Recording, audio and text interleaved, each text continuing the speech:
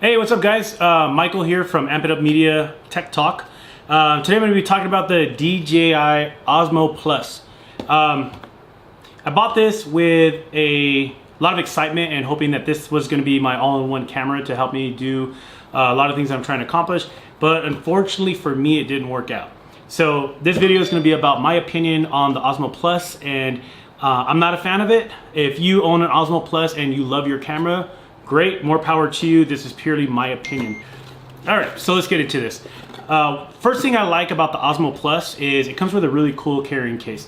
Normally when you buy a camera, it doesn't come with a carrying case, and that's another expense that you have to incur. So the one good thing about the DJI Osmo Plus is the fact that it comes with this nice carrying case. It's protective, and it's pretty nice looking and easy to carry around. Now let's get into the actual device. So one of the things that I like about the camera is the cool look. The design's pretty nice, it's pretty futuristic, it's an interesting looking device, but one of the flaws that I found with this device is the fact that this camera right here, this little swiveling, the actual camera doesn't lock. So to me, I find that a little annoying, and there's potential risk that you can damage the camera. So for instance, if I was going to go put it down, it tends to have the camera portion, the actual lens, facing down if you do it this way. So the camera, I guess it's heavy, so it always ends up facing this way. So if you're about to put it down on a desk or a hard surface, and let's just say for instance it slips a little bit out of your hand, there's a good chance that you could break this lens in the front. So I find that's a design flaw. The Osmo should have a lock mechanism so it stays in this position, so when you go to put it down, there's no risk of hitting the front face camera. Other than that, it's pretty cool looking design. Okay, so let's get into how to operate the camera. Another thing that I'm not real happy about is the amount of steps it takes to operate this camera. So this isn't really a good camera if you want to catch something on the fly. So let's just say, for instance, I went out jeeping this last weekend with some friends of mine and the family, and to be honest with you, the camera was such a pain in the butt to set up and actually catch good shots. We shot the whole trip on my iPhone, which there's no complaints because iPhone actually shoots pretty good videos. So it's just a little disappointing because my plan was to actually use the Osmo Plus. But there was just too many little quirks and little things that were kind of too much of a distraction and takes too much time to where it wasn't even really practical. So let's get into actually starting up the Osmo and getting things set up, and you'll see why we weren't really able to use it. Okay, so let's get into setting up the camera and actually operating the camera. So the first thing you're gonna do is you're going to unlock this portion here, and then there's another lock button here, and you're gonna unlock that there, so this way it swivels. You gotta pull this mobile holder out, get this thing ready to go for your device, power on the camera. Okay, once the camera is on, see, and the other thing too that I'm disappointed with is, you can set this down and hopefully it doesn't fall, but again, it's on right now, and I have to hold it unless I want to put it down and potentially damage it. So it's not really practical. You can't really put it down. So I had to go on, I went on Amazon and I bought a DJI Osmo Base for this device, so that way I can set it down and I have both hands to work with. It was about 13 bucks. Not too expensive, but again, why not just include this stand? It was only $13, and to be honest with you, just tack it onto the damn price of the camera. So I think I paid like 650 bucks for this. Add another 15 bucks and throw this in there, so that way it makes sense. Most people are gonna need some kind of base or stand for this camera. So you clamp this in here, and now it securely stands up and you don't have to worry about it falling over and getting damaged. So let's go through the connection process. So now once you get the camera on, you go into your phone, Google or Droid or iPhone, and you have to open up the DJI Go app. So you open up DJI Go, but before you do that, you have to go to settings. So you go to settings, go to your Wi-Fi, and you got to look for this device, which is going to be Osmo and some numbers. So I'm connecting to the Osmo now. So it's still connecting.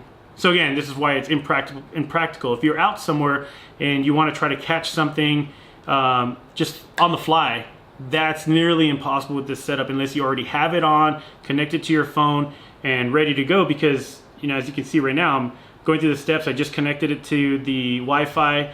Now I'm opening up the DJI Go app and it's connected. So now that it's connected, if I want to try to capture something, I can pick it up and start recording and try to capture something. But by then, you know, if it's something that was really cool that you can't replay, you pretty much missed that opportunity to record that. Whereas, you know, with your phone, or like I'm shooting with a GH5 to do this, or my Nikon D7000, I can pick that up, put the on button on, and boom, start recording. It's quick. So that's the one downside to the Osmo Plus. A little bit of a setup process to get things going. So once you get it going, you put it into this little side cradle. Once you get the side cradle in, that's pretty much it. So they have a couple different features. If if you're moving the camera around and it seems like it gets off on, which it seems like sometimes it gets a little confused. And so now that I'm pointing forward, it's doing a pretty decent job, but it's a little unaligned. You just click it twice and it resets. I mean, nothing big. That was barely off, but sometimes it's off, you know, it'll be pointing off in that direction and then you have to realign it where it points forward. The other cool thing about it is it has like a selfie mode, which I'm not a big selfie person, but you know, there are people out there that like to do that. So if you want to do a selfie mode, you just triple click the trigger button and it does a full turnaround and now you're in selfie mode. This weekend, like I said earlier, we went out jeeping with some friends and we were trying to get this thing to record, and to be honest with you, a lot of the recording that we got was blurry, and we couldn't figure out why. So we were tapping the screen trying to get things to, you know, focus, and for whatever reason it just wouldn't focus. Makeda, come on.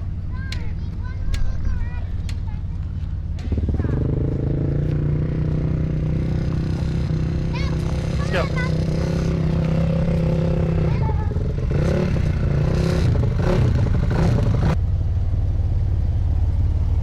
So again, we took it out this weekend with high hopes of using it. We weren't able to use it just because the setup process takes too long. We couldn't get the camera to be in focus. And jeeping, you know, we're going over rocks and all kinds of crazy stuff. Jeeps all over the place, so I don't even think this is the right kind of camera for that type of environment. But anyways, needless to say, it didn't work for me. The other thing, you know, if you want to get some other accessories, I ended up buying this again on Amazon. Now this is the tripod.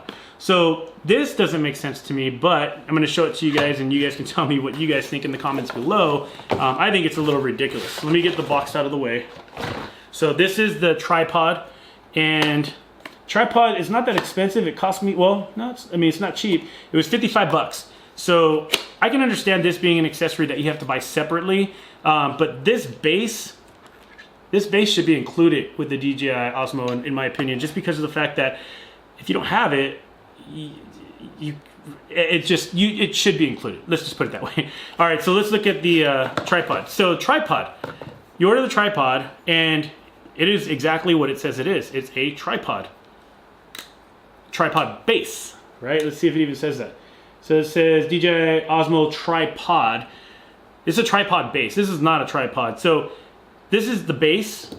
And in order to actually make it a tripod, you got to order the second piece, which is another $55.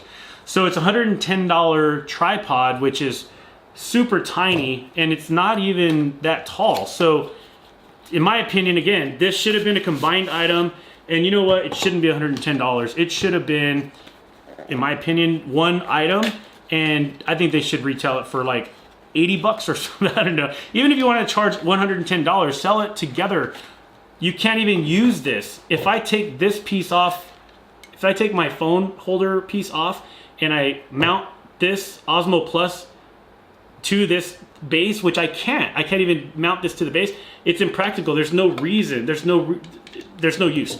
So why even sell it separately? So I got the base, and then again, I had to spend another $55, and I had to buy the actual tripod extension stick, which now completes.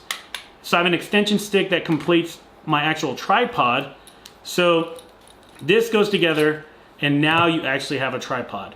So the way this thing is set up, you have your tripod, you remove this phone holder, you plug in the tripod to this spot here, you can extend it up, and then you attach your phone right here. So, you know, it's a cool little setup once you get it going, but again, it's a little impractical. I tried using the stick and To be honest with you, it just wasn't comfortable holding it with the stick and the Osmo Plus on there. And then again, this tripod is really short. So let's extend this thing out fully.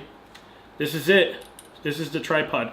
So now, if you look at how short this tripod is, if you're out trying to interview somebody or trying to get a shot even of yourself, unless you're a 2 or 3-year-old, it's a little short. So what's the point of having this tripod if you can't really do anything with it? I mean, the only other option I have is to put it on the table, and now it's actually at my height. So again, just doesn't make sense. It's nice, it's cool, it folds up, and it's, you know, easy to store, but it's so small. I mean, honestly, in my opinion, there's not even really a practical use for it. So again, I just feel like, you know, this was another letdown. So I'm not too excited, or I'm not a big fan of the Osmo Plus. I'll be honest with you, I'm still within my trial period. I'm probably gonna take it back to the store.